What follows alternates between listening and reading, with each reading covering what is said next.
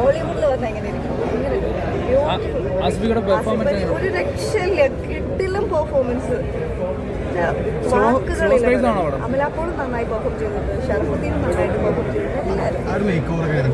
Super make over, നല്ല direction, നല്ല camera work, മൊത്തത്തിൽ 100% കംപ്ലീറ്റ്ലി നല്ലൊരു മൂവി. ത്രില്ലറാണോ സ്ലോ സ്പേസ് ആണോ?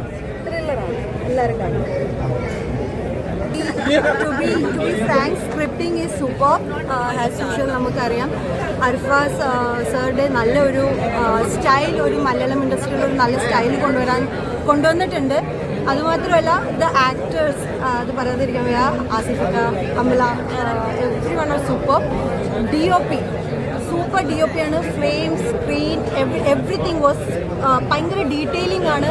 ഇവൻ the voice also, everything was very detailing. നല്ലൊരു എക്സ്പീരിയൻസ് ആയിരിക്കും, നല്ലൊരു തിയേറ്റർ എക്സ്പീരിയൻസ് ഉള്ള മൂവിയാണ്.